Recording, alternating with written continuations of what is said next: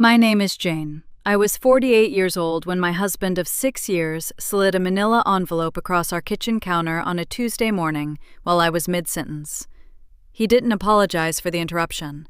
He said his attorney had drawn up a post-nuptial agreement, said it was prudent, said he needed to protect his $5 million, the portfolio, the condo, the retirement accounts, from any future uncertainty. He smiled the whole time he said it, like he was doing me a favor, like I was a woman with nothing to lose and even less to offer. What Troy didn't know, what he never once thought to ask about, was that I had been quietly managing a family trust worth $300 million for the past 10 years. He married me believing I was uncomplicated. He had no idea what was sitting across that counter from him. And the moment he set down that envelope, everything changed. Let me tell you how I got here. Before we dive in, comment where you're watching from today. And if stories like this speak to you, hit subscribe, because tomorrow's story is even more intense. The gospel was low that Tuesday morning, just the way I like it. Not background noise, a presence. Mahalia Jackson working her way through something slow and certain while I stood at the counter with my coffee, my reading glasses, and a yellow legal pad covered in notes about Bert's post-surgery follow-up appointments. I'd been talking to Troy about the hip replacement, which physical therapy clinic, which dates, who was driving her home, and he was nodding the way he does when he's waiting for you to finish so he can say whatever he's already decided to say. I stirred my coffee. Twice to the left, once to the right. Old habit. That's when the envelope slid across the counter. He didn't pause, didn't apologize for the interruption, just set it down in front of me the way you'd set down a bill at a restaurant.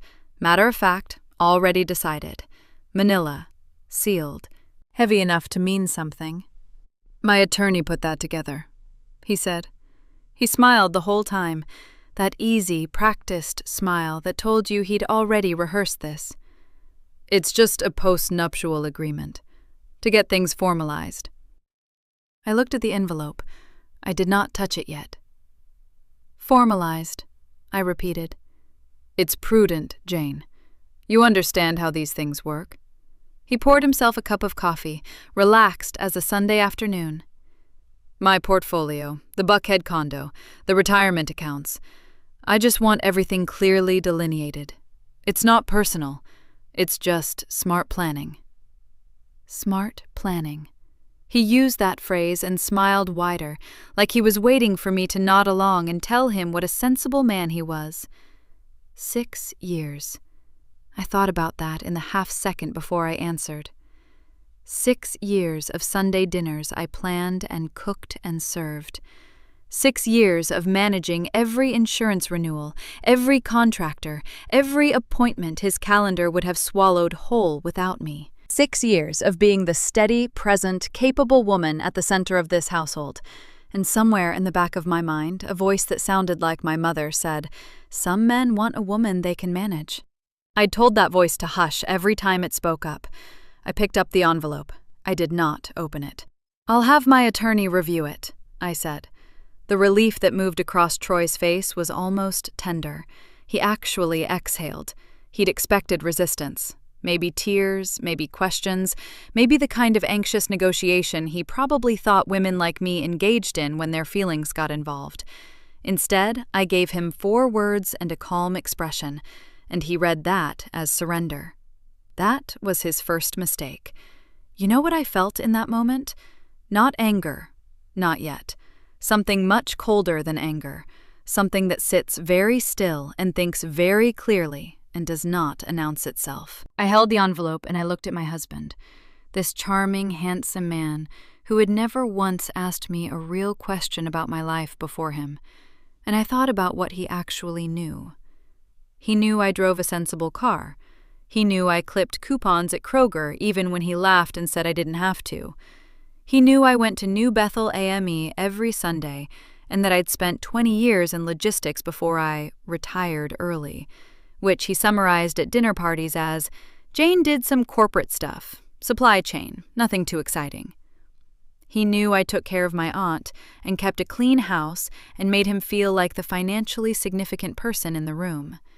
He did not know about the Elaine Tate Family Trust.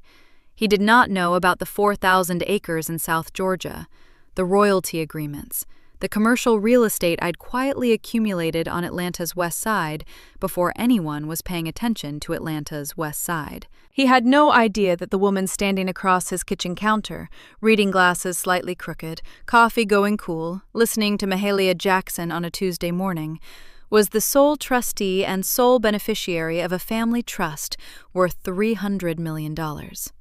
He was asking me to sign a document to protect his $5 million. He had no idea what he was sitting across from.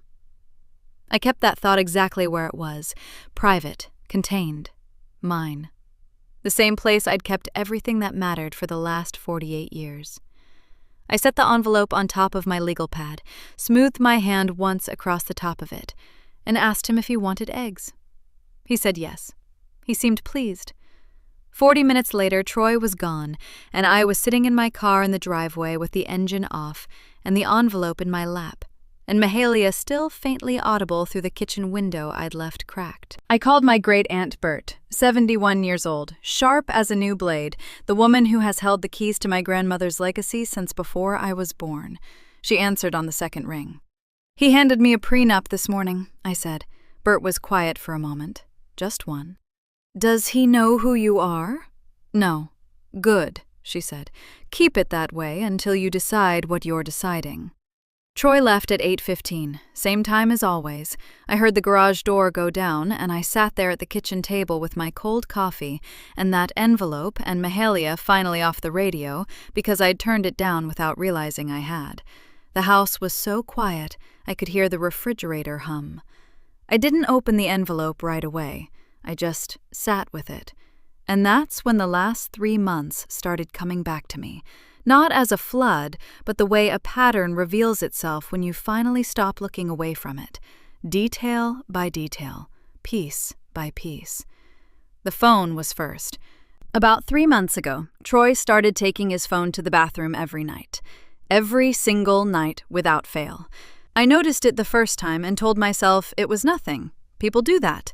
I noticed it the second week and told myself I was being silly.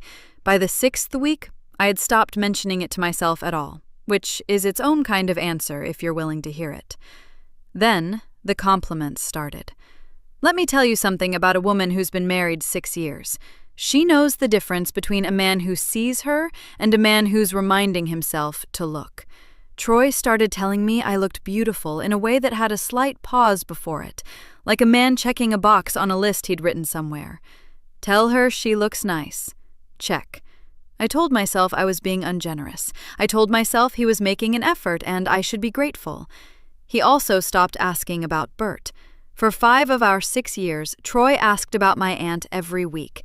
Not deeply. Troy Holloway does not do deep, but consistently. How's Bert doing? She get her test results back? She need anything?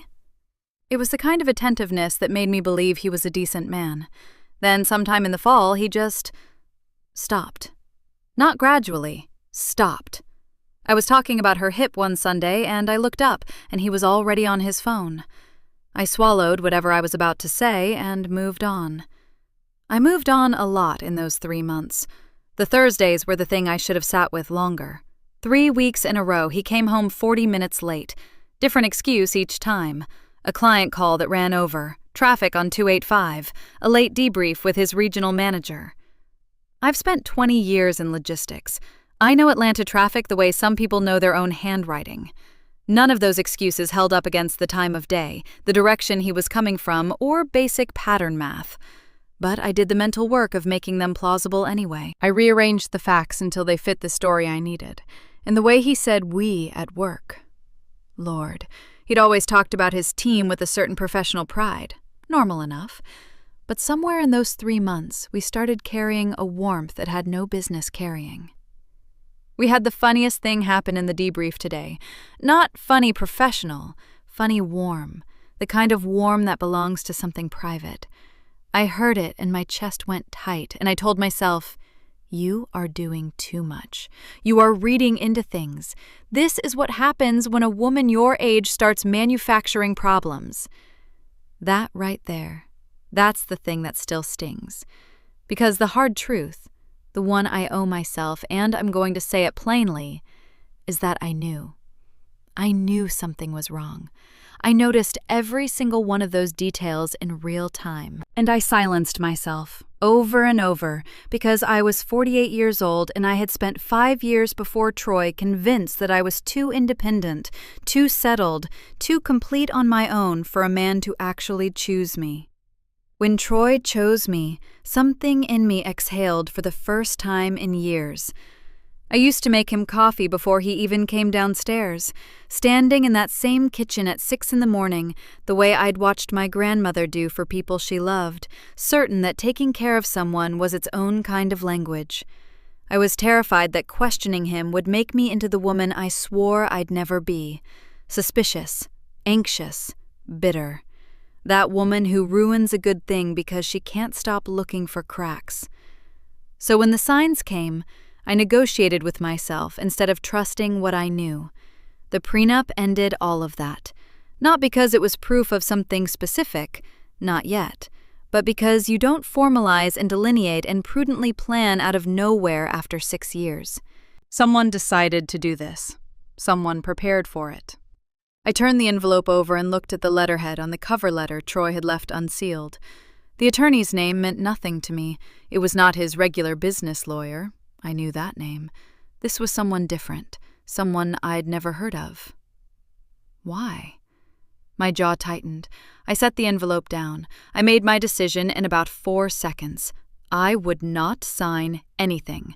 I would not confront Troy, and I would not cry again, not one more time, until I knew exactly what I was dealing with. I picked up my phone and called my attorney, Leonard Okafor, who had managed the Elaine Tate Family Trust for over a decade. He didn't answer. I left a message. "I need a consultation," I said. "Personal matter. This week, if possible." 3 days later, Friday morning, Troy asked me to find the car insurance documents before he left for work. Just like that. Casual. Coffee in hand, keys already in his pocket, tie not fully straight. "Baby, I think I filed them in the right side of my desk. 3rd drawer, maybe? Can you grab those for me today? I need the policy number for something." I said sure. He kissed my cheek and left. I waited until the garage door went down. Then I went to his office. You know what I want you to understand? I was not snooping. I want to be clear about that. Not for his sake, but for mine. I was doing exactly what he asked me to do. I was being the wife. I found the insurance documents inside of 2 minutes, right where he said they'd be, rubber banded together in the 3rd drawer on the right side. I would have closed that drawer and walked away clean. Except the receipt was right there underneath them, folded once, a hotel in Midtown Atlanta. The date was a Thursday, one of those 3 Thursdays. The amount was the kind that covers a room, not just a lobby restaurant. I stood there and I looked at it, and my hands went still. I didn't unfold it all the way. I didn't need to. I set it aside and looked beneath it. A printed email confirmation. Nikolai's Roof, table for 2, 7:30 p.m. Reservation under Sam M. And then the card. It was tucked between 2 manila folders like he'd slid it in there after a meeting and forgotten it existed. The envelope was not sealed. The handwriting inside was neat and deliberate. The kind of handwriting that belongs to someone who learned to write carefully. "You deserve to be happy. She's never going to understand you the way I do." I read it twice. Then I took my phone out of my pocket and photographed everything. The receipt, both sides, the reservation confirmation, the card, open, the card, closed, showing the envelope. I did it methodically, the way I used to document inventory discrepancies at work, without feeling, because feeling would come later, and accuracy was needed now. Then I put every single item back exactly as I'd found it. Receipt underneath the insurance documents, confirmation in its original fold, card back between the folders, same angle, same depth. I closed the drawer. I walked to the kitchen. I filled a glass of water and I stood at the sink and I drank it slowly, looking out at the backyard. The gardenias were still blooming. I planted them the first spring we were married, dug the holes myself on a Saturday afternoon while Troy watched a game inside, dirt under my fingernails, certain I was planting something that would last. I set down the glass. I picked up my phone and called Leonard Okafor. He answered on the second ring.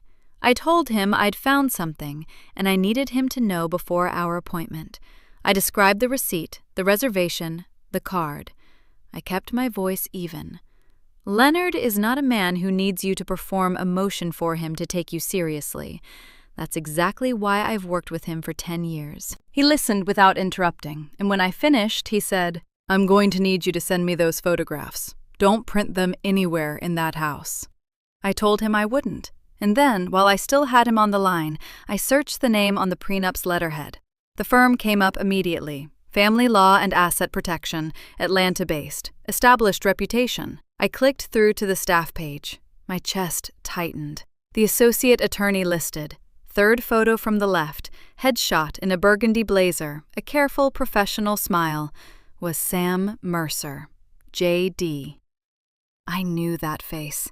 I had stood 3 feet from it at Troy's company holiday party 2 years ago, holding a glass of wine while Troy said, "This is a colleague of mine. Sam, this is my wife, Jane."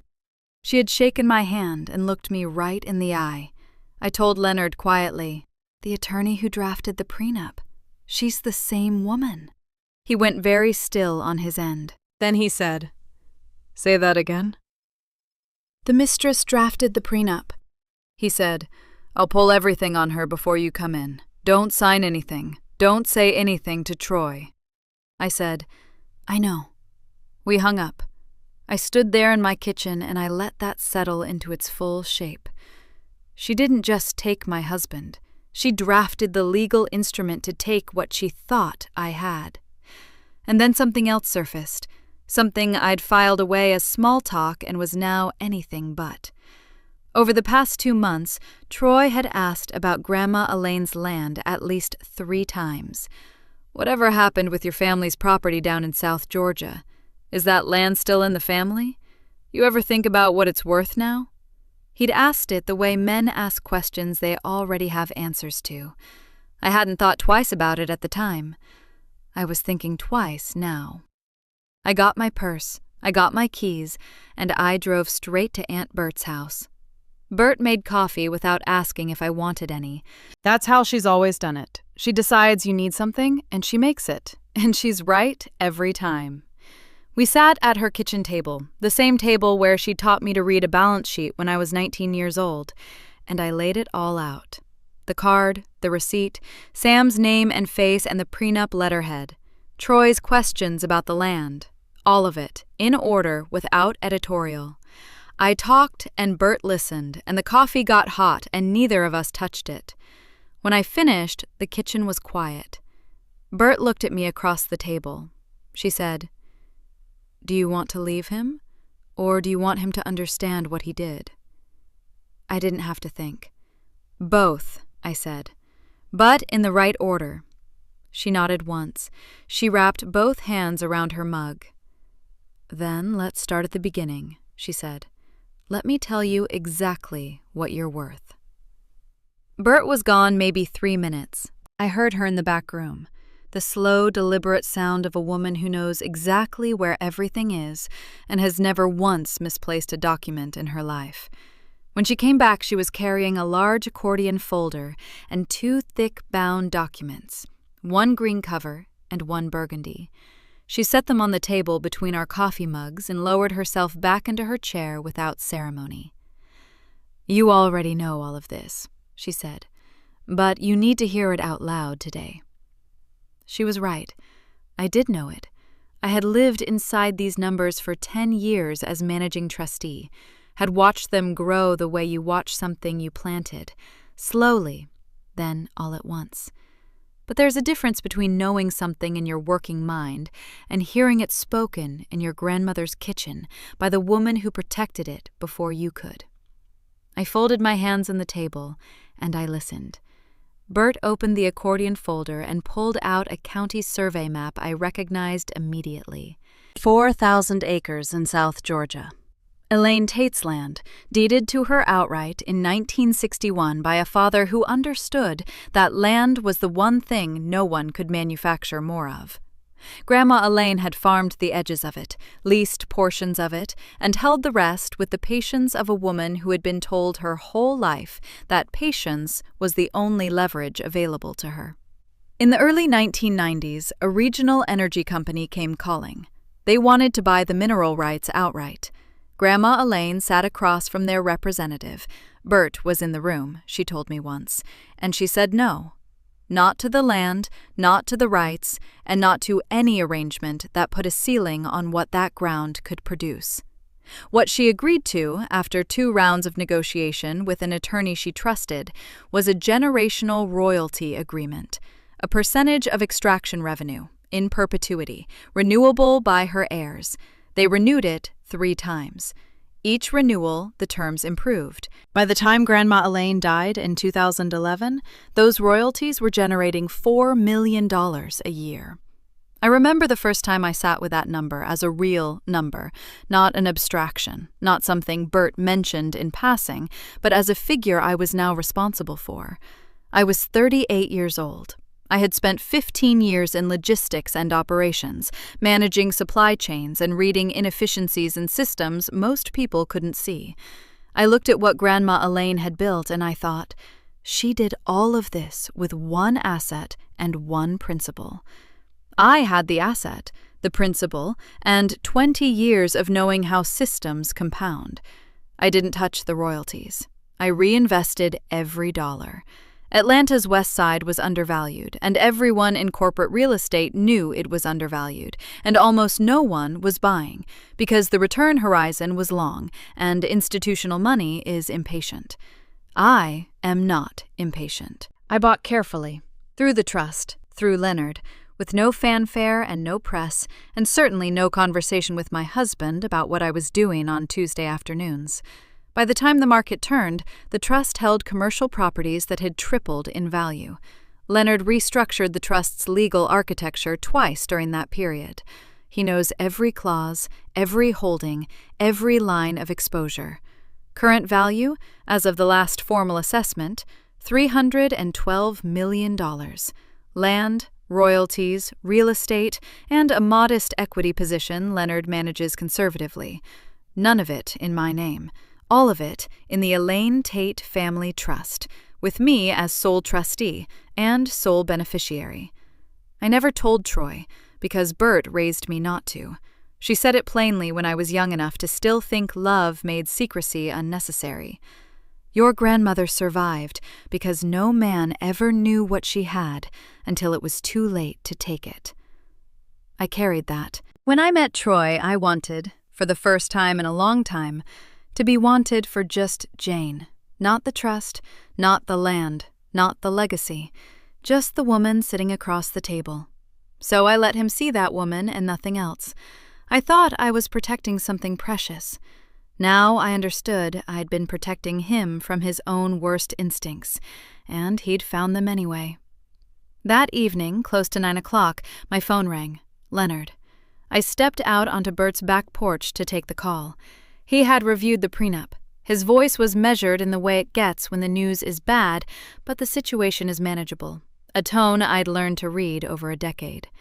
The document contained a clause governing assets discovered or disclosed during the course of the marriage. Anything not explicitly listed as separate property at the time of signing could be subject to division. And because I had used trust distributions, modest amounts routed through a personal account to cover joint household expenses over 6 years, there was a paper trail. Not a large one, but large enough. A skilled family law attorney could argue commingling, could argue that the trust had functionally participated in the marital estate and was therefore not wholly separate. Sam had built a trap, not a clumsy one, a precise one, designed by someone who understood exactly how those arguments succeed. My jaw locked. If I had signed that document, if I had done what Troy smiled and expected me to do, I would have handed them a legal foothold into $300 million they had no idea existed. I thanked Leonard and ended the call. I went back inside. Bert was still at the table, both hands around a fresh mug, waiting. "They were hunting me," I said, "and they didn't even know what they were hunting." Bert nodded slowly. "Now you know the whole shape of it." Now I know exactly what to do. I picked up my phone and called Leonard back. 3 instructions before I let him go for the night. Do not respond to Troy's attorney yet. I wanted no movement that would signal I understood the trap. Begin quietly restructuring the trust to eliminate every possible commingling argument, cleanly and completely, and pull everything available on Sam Mercer's professional record. Bar complaints, prior cases, anything on file. Leonard said he'd have something for me by end of week. I said, "Take until Monday. Do it right." He was already in the kitchen when I walked through the door the next morning. Troy looked up from the counter, coffee in hand, completely unbothered. "Hey, didn't hear you come in last night. Where'd you end up?" "Bert's," I said. Her hip was bothering her. I stayed over. He nodded and turned back to the coffee maker. That was it. No follow-up question, no, "How is she doing?" which he used to ask every single time her name came up. He just nodded and moved on. And I stood in the doorway of my own kitchen, watching him and understanding one thing with absolute clarity. I was going to have to become a very good actor. The trouble was, I'd already been one for months without knowing it. I'd been performing contentment, performing certainty, performing the version of Jane who had no reason to be suspicious, who was grateful and warm and uncomplicated. I'd been doing it unconsciously, out of fear. Now I was going to do it deliberately, on purpose, with my eyes open. That is a different thing entirely. Over the next 3 weeks, I gave Troy nothing. I cooked. I asked about his day. I sat beside him on the couch on Friday evenings with my feet tucked under me, half watching whatever he put on, making the small sounds of a woman who is comfortable and present. I touched his arm when I passed him in the hallway. I laughed at the right moments. He didn't notice the difference. You know what that told me? It told me he had not been paying close enough attention to the real thing to recognize the copy. A man who truly knows his wife knows when the temperature changes. Troy didn't feel a degree of shift. That wasn't a comfort. That was a confession. I documented everything I found, not with any drama. I kept notes the way I kept notes in logistics work, clean and dated and specific. A Wednesday night, close to 9 o'clock, I was in the kitchen with the lights low, washing the last of the dinner dishes, when Troy stepped out to the backyard. I could see him through the window above the sink. He had his phone to his ear and he was laughing. Not the polite laugh he used at work functions, not the distracted laugh he gave the television. This was loose and unguarded, the laugh of a man who was completely comfortable. I had not heard that laugh in over a year. My hands went still under the running water. I stood there and I watched him until he came back inside. He didn't look toward the window once. The joint credit card statements told their own story. I had always managed them. Troy handed that off to me in the first year of our marriage because he said I was better with the details, which was true, and because it made him feel taken care of, which I understood. 11 months back, a pattern started. Business dinners at restaurants I didn't recognize, in neighborhoods that made no geographic sense for his office. The amounts were wrong too. Too high for 2 colleagues, too intimate for a team. A man entertaining clients runs a different kind of tab. These were dinners for 2, charged on a schedule. I printed the statements. I dated my notes. And then there was the dry cleaning. Troy asked me on a Thursday to drop his gray suit at the cleaners. Said he'd forgotten to take it in himself. I picked up the bag from the closet hook, and when I folded the jacket over my arm to check the pockets before dropping it off, I found a Post-it note. Small. Yellow. 5 words in the same handwriting as the card from the desk drawer. Meet me at 4. She won't know. I held that note for about 4 seconds. Then I photographed it, put it back in the pocket, and dropped the suit off at the cleaners exactly as he'd asked. I picked it up 2 days later, clean and pressed, and hung it back in his closet without a word.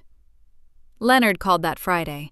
His research on Sam Mercer's professional history had come back, and what he had was not a small thing.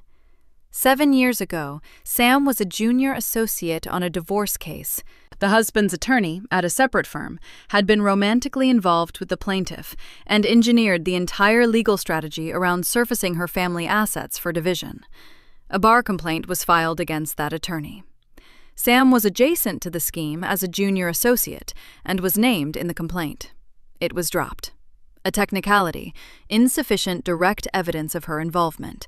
The complaint was sealed, but not destroyed. She had learned from that near miss. She had refined the approach, and then she had aimed it at me. I sat with that for a long moment after Leonard and I got off the phone. I thought I was his wife. That's what I kept coming back to. I understand now I was always his target, and the only reason they failed is that they aimed too small. Troy came home at 6:30. He kissed my cheek and dropped his keys on the counter. "What's for dinner?" I told him. He sat at the table and picked up his phone, and I watched him from the kitchen doorway, his shoulders relaxed, his thumbs scrolling, completely at ease in a life he thought he controlled. That night, after he fell asleep, I called Aunt Bert. "I'm ready," I said. She didn't hesitate. "Then let's move." The next morning, I was at Aunt Bert's dining room table by 7:30 with a legal pad, a pen, and Leonard Okafor, my corporate and family law attorney of 17 years, on speakerphone in the center of the table. Bert set a cup of coffee in front of me without a word and took her chair at the far end. She didn't need to be part of the call. She just needed to be in the room. I uncapped the pen. "I want to do this once," I said. "I want to do it completely, and I don't want to leave anything loose." Leonard said, "Then let's go through it in order." That's what I liked about him. No preamble. No, "Are you sure about this?" Just, "Tell me what you need." The first move was the trust. Leonard had already begun the restructuring, but I wanted it finished and airtight before anything else happened. Every asset formally named, every account documented, every line of the Elaine Tate family trust drawn so clearly that no family law attorney in the state of Georgia, not Sam Mercer, not anyone trained by Sam Mercer, could construct a commingling argument from what remained. The household distributions Troy could point to would be accounted for, ring-fenced, documented as trustee expenses with records going back years. I also asked Leonard to prepare a full asset disclosure document.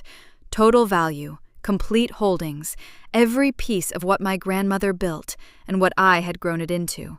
I wasn't going to file it anywhere, not yet. I just wanted it to exist. Clean, official, ready to be placed on a table at the precise moment I chose.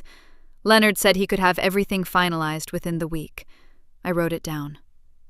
The second move was Sam. I said the name without flinching. I had practiced that. Leonard filed a formal ethics complaint with the Georgia State Bar. The grounds were specific. A romantic partner drafting legal instruments designed to financially harm that partner's spouse constitutes a textbook conflict of interest. And when combined with the prior complaint from 7 years ago, it established a pattern the bar would not be able to ignore. Leonard filed it quietly, on a Tuesday afternoon, with documentation attached. Sam Mercer would not know until it arrived at her firm. I thought about her for a moment after Leonard confirmed the filing. I thought about her sitting at her desk, reviewing other people's cases, completely unaware. I didn't feel satisfaction. Not yet. I felt something more like precision, the feeling of a measurement that came out exactly right. The third move was Troy's employer. I had proofread his employment contract for him the year he was hired. He'd handed it to me over dinner one night, sheepish about the legalese, and I'd gone through it with a highlighter, the same way I reviewed vendor agreements at work, methodically, without skipping. One clause I remembered clearly. Any outside legal or financial entanglement involving a company subordinate required disclosure to HR. Standard language for a man in a senior sales role. Troy had not disclosed anything.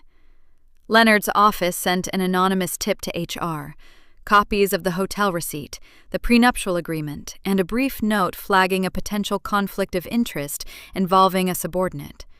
No name attached to the sender, no fingerprints, just the information, presented calmly, arriving in the right hands.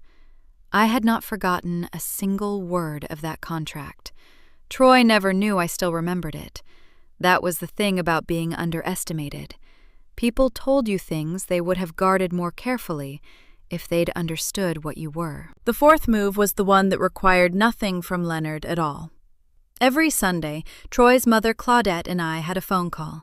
She was a warm woman, easy to love, and she had welcomed me into the family in a way that was genuine and unhurried.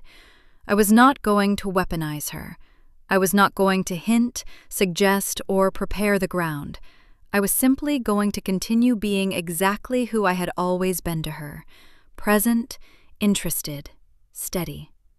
When the truth surfaced, Claudette would not have to wonder about my character. She would already know it. I had learned that from Bert. The best evidence you can give anyone is time. I closed my legal pad. Leonard asked if there was anything else before the weekend. I told him there was one more thing, and it wasn't a legal matter. I was going to invite Troy to dinner. A restaurant I would choose, a Saturday evening, just the two of us. I was going to give him one opportunity, to tell me the truth on his own, because I had to be able to say I gave it. Leonard was quiet for a moment. Then he said, "You know he won't." "I know," I said. "That's the point." Sunday, I was in the third pew at New Bethel AME, same seat I had occupied since I was 9 years old. The choir moved into something I'd known since childhood, something my grandmother used to hum while she stood at the stove, and I mouthed the words without making a sound. I wasn't praying for peace. I wasn't asking for anything. I was just sitting in the one place that had known my whole name for my entire life, reminding myself who I was before Troy Holloway ever said it. When I got home, I texted him, "I'd like to have dinner with you Saturday. Just us. I'll make the reservation." He replied in under 3 minutes, "Can't wait, baby." I set my phone face down on the counter. 3 weeks after I set my phone face down on that counter, I walked into Aria on a Saturday evening at 7 o'clock and asked for my table. I had arrived 20 minutes early. That was intentional. The hostess led me to a corner booth. Low light, white linen, a view of the room without being in the center of it. Quiet. Controlled. Nothing like Nikolai's roof, where Troy had taken Sam on a Thursday evening 3 months ago with a reservation under her name. I had chosen this place specifically because it was better, and because it was mine. I ordered still water and waited. He walked in at 7:18. I watched him cross the room before he saw me, and then he did, and his step slowed, just slightly. I was wearing a deep burgundy dress I had not worn in 2 years. My hair was done. I looked like a woman who had made a decision. He smiled the way he always smiled, wide, easy, sure of himself. He slid into the seat across from me and said, "You look incredible." "Thank you," I said. That was all I gave him. We ordered. Troy was relaxed in the way a man is relaxed when he believes the evening belongs to him. Charming with the server, generous with the bread basket, asking about Bert's hip with the warmth of a man performing attentiveness. I let him perform. I asked about his week. He told me. I nodded at the right moments. You know what that kind of patience costs? Most people don't. It costs everything you have, and then it asks for a little more. But I had been practicing it for 3 weeks, and by that Saturday night, I had it down to an art. Midway through the entrees, he set his fork down and leaned back. "I keep meaning to ask," he said, casual, unbothered. "Has Leonard's office reached back out to my attorney yet? About the prenup. I don't want it just sitting there. The longer it drags, the more awkward it gets." "I've reviewed it carefully," I said. He nodded, satisfied. "Good. I just think it's smart to have everything organized. You understand." I understood perfectly. I reached into my bag. I placed the first item on the table between the bread basket and his water glass. A photograph, clear, time-stamped, of the hotel receipt in the greeting card. "You deserve to be happy. She's never going to understand you the way I do.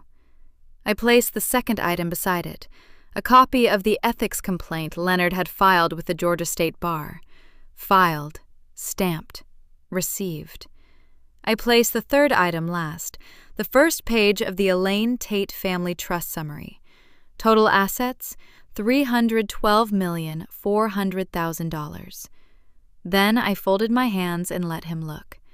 Troy's face moved through stages I had already mapped in my mind because I had known they were coming. First, confusion, his brow pulling together, his eyes moving across the photograph like he was trying to place it in a context that made sense. Then, recognition, the kind that doesn't arrive all at once but seeps in, slow and cold. And then something I hadn't seen on his face before.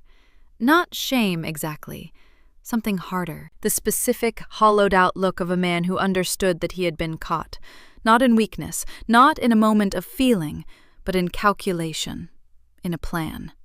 That was the thing he couldn't talk his way around, and somewhere beneath the charm, he knew it. He opened his mouth.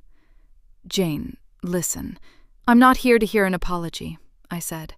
My voice was even. It didn't shake. I had not raised it even slightly, and I would not. I tapped the third sheet. "You asked me to sign a prenuptial agreement to protect your $5 million. I paused and let that number sit next to the one on the page in front of him.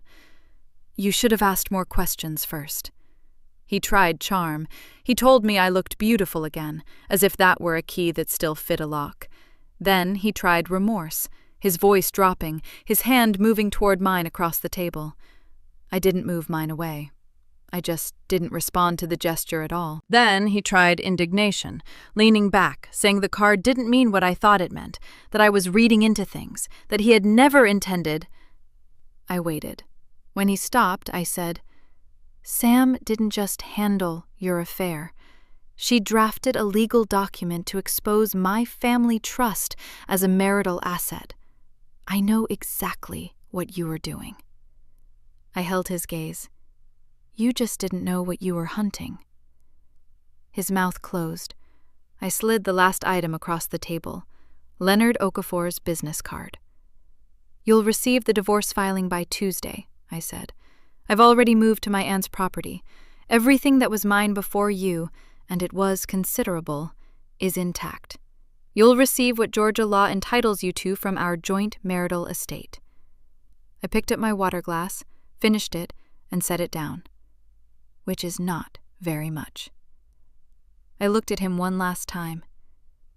"You married a woman you thought had nothing," I said. "I want you to sit with that." I stood. I collected my bag. I walked across that quiet, well-lit room and out through the front door without looking back. Troy sat at the table alone, with 3 pieces of paper and a business card. The divorce filing reached Troy's office on Tuesday at 10:47 in the morning. I know the time because Leonard's process server sent confirmation. I was at Bert's kitchen table drinking coffee when the notification came through on my phone. I looked at it. I set the phone down. I poured a second cup. That was all the ceremony it got. Let me tell you something about planting consequences.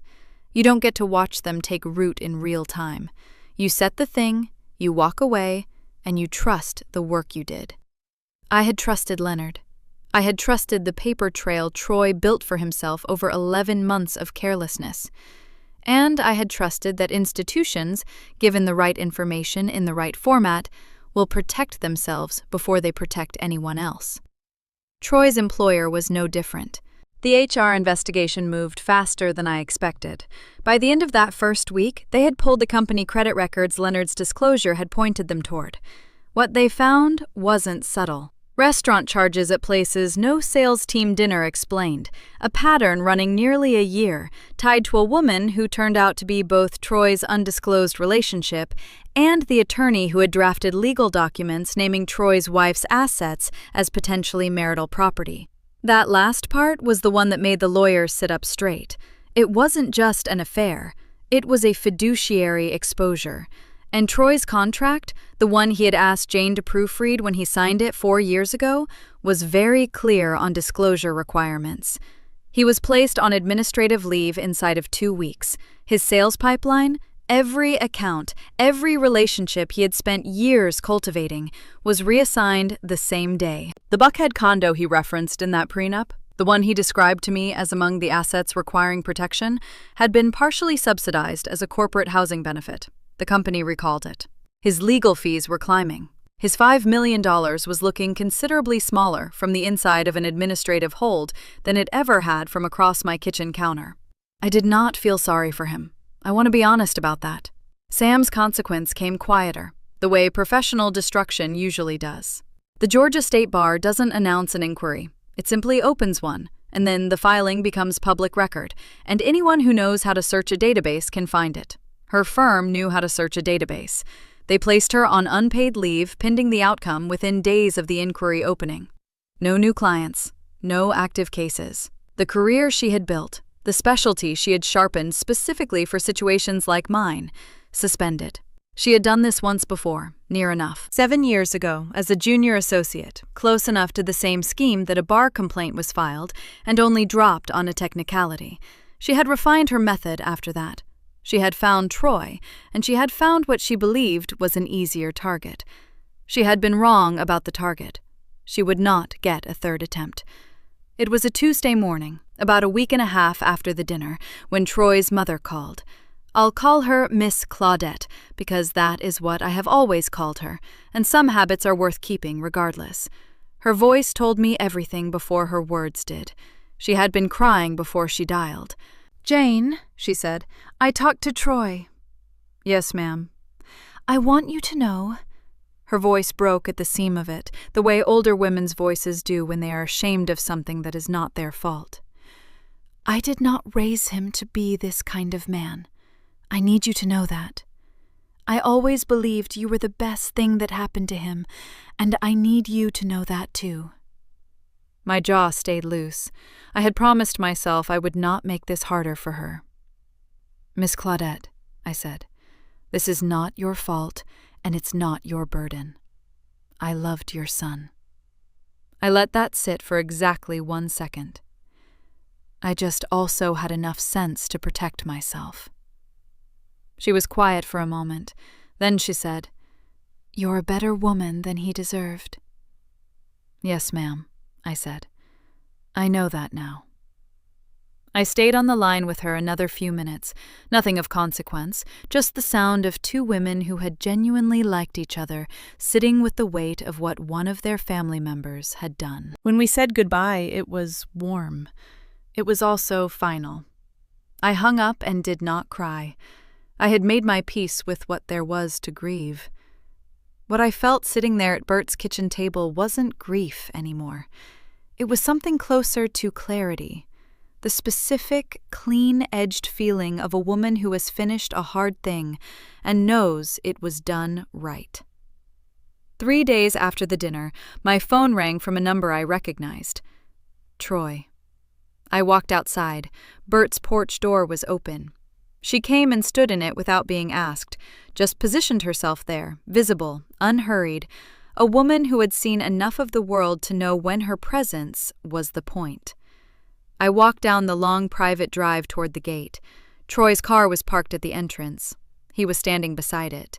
He had never been to this property before. I watched his eyes move across the gate, down the line of the fence, toward what he could see of the land beyond it, and I watched him begin to understand for the first time the scale of what he had never thought to ask about. He looked smaller than I expected. That's the first thing I noticed walking down the drive toward him. Troy Holloway, who had never once entered a room without filling it, was standing at my gate in a loosened tie, looking like a man who had misread a map and arrived somewhere he wasn't equipped for. His eyes moved past me when I was still 20 feet out, tracking the fence line, the drive, the shape of the house sitting back on the land. I watched him doing the math he should have done years ago. I stopped at the gate. I did not open it. "Jane." He said my name like it was a question. I waited. "I needed to see you." He ran a hand along the back of his neck. "I needed to. I owe you more than a business card across a table. You know that. Go ahead, I said. You know what a man sounds like when he's rehearsed something but his nerve failed him halfway through? That's what I heard for the next few minutes. Troy told me he was sorry. He told me he'd been weak. He told me the prenup was Sam's idea from start to finish, that she had framed it as smart planning, sensible planning, the kind of thing any financially responsible person would do, and that he had let himself be convinced because she was the attorney and he was just trying to protect what he'd built. He said it like the distinction mattered, like being the one who opened the door for a scheme made you different from the one who walked through it. I didn't know, he said, about any of it, about the trust, about what you were actually. He stopped. His eyes went past me again, down the drive toward the house. I didn't know, Jane. I know you didn't, I said. That's the point. He blinked. You spent 6 years married to me, I said. You never asked. You looked at me and decided what I was, and you never asked.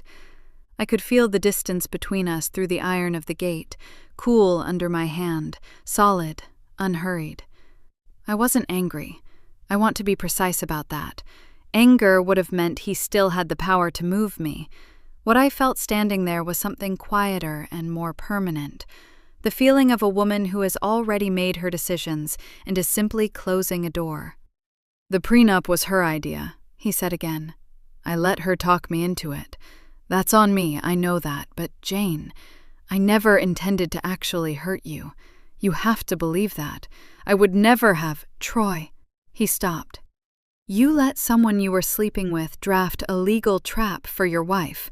I said it evenly. No heat in it at all. You don't get to negotiate the meaning of that.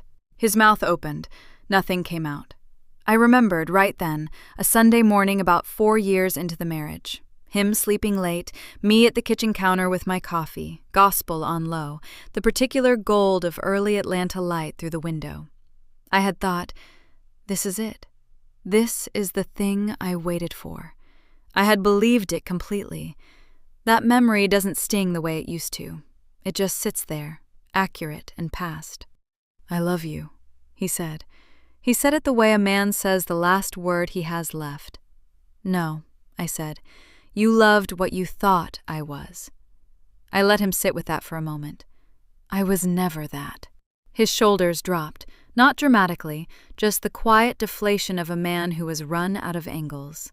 He looked past me one more time, the drive stretching back, the land spreading out on either side of it, the house in the distance that he had never seen, on property he had never known to ask about, belonging to a woman he had decided was manageable. I watched him understand it, all of it, the full, final shape of what he had underestimated. I didn't say anything else. There was nothing left that needed saying. I turned and walked back up the drive. Bert was in the doorway when I reached the porch, not hovering, not performing concern, just present, the way she has always been present when it counted. She held the front door open. I walked through it. She closed it behind us both, with the quiet certainty of a woman who has been waiting a long time to close that particular door. I did not look back. The conference room on the 14th floor of a downtown Atlanta office building had floor-to-ceiling windows on the east wall, and the morning light came in clean and unhurried. I sat at the head of the table with a water glass to my right and a leather portfolio open in front of me. Leonard sat to my left, precise as always, a pen in his hand and nothing on his face that needed reading. 6 other people arranged themselves down both sides of the table: a commercial real estate broker, 2 investment advisors, a property manager from the West Side portfolio, and a pair of attorneys from a firm we were considering for an expansion contract. They had documents, I had decisions. That's how it works now. The meeting ran 90 minutes. I answered questions directly, asked 2 of my own that nobody had a clean answer to yet, and told them we'd reconvene in 3 weeks with updated numbers. When I stood, everyone else stood. I didn't linger. I shook 2 hands, thanked Leonard with a look, and took the elevator down alone. Let me tell you something about walking out of a room where 6 people just watched you run the table. It doesn't feel the way you might expect. It doesn't feel triumphant. It just feels like the truth, like a thing that was always true finally being said out loud. I drove back to the property with the radio off and the windows cracked.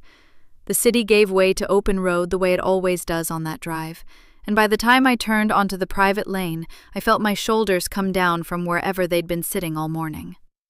That afternoon, I was on the porch with my feet tucked under me and my phone warm in my hand. The woman I'd met at a conference in Savannah 3 months back had a low, careful voice and a laugh that came slow but came genuine. We'd been talking about 40 minutes by then, which was longer than either of us probably planned. That was all right. I wasn't in a rush.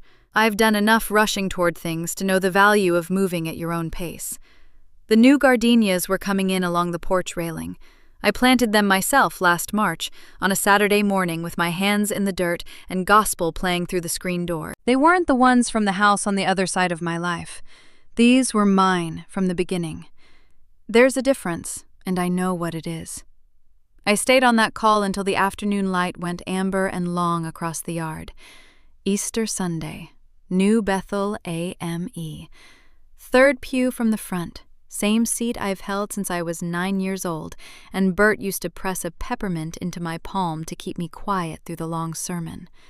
The choir came in on the opening hymn, and the sound filled every corner of that sanctuary, the way it always has, full and certain and unashamed. I opened my mouth.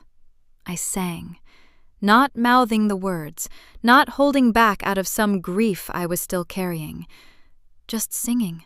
The way I used to before I spent 6 years making myself smaller in the name of keeping the peace. The woman beside me, a church mother I've known for 30 years, cut her eyes over at me with a smile she didn't try to hide. I sang straight through to the end. 2 weeks after Easter, Leonard's office sent a formal note, brief and clean the way he writes everything. The Georgia State Bar had suspended Sam Mercer's license for 18 months, pending further review. Troy's civil suit against his former employer had settled. The number wasn't disclosed publicly, but Leonard's contact put it at a fraction of what Troy had sought. He had relocated out of Atlanta. The Elaine Tate Family Trust had grown. New projections were attached, and they were good. There was nothing left to resolve. I read the note at my kitchen table. My kitchen, my table. On the land my grandmother held, when holding land meant something different than it means now, when it meant survival, when it meant that a black woman in South Georgia had looked the whole world in the eye and refused to be moved. I thought about Elaine Tate, who I never met but carry everywhere. I thought about Bert, asleep in her room down the hall. I thought about the accordion folder on the dining room table, the royalty agreements, the decades of quiet, disciplined protection that made everything I am possible. I didn't think about Troy. I folded the note once and set it in the drawer. Then I closed the drawer, refilled my coffee, and stood at the kitchen window looking out at the land that was always mine. The fence line going soft in the morning haze, the long drive curving out toward the road, all of it exactly as it has always been, patient and permanent, and entirely unbothered by what it had witnessed. I was never the woman he thought he married. I was always, only, exactly myself. Thank you for watching until the end. If this story meant something to you, hit subscribe and turn on notifications. I've got 2 stories on the screen that you have to watch next. Have a great day!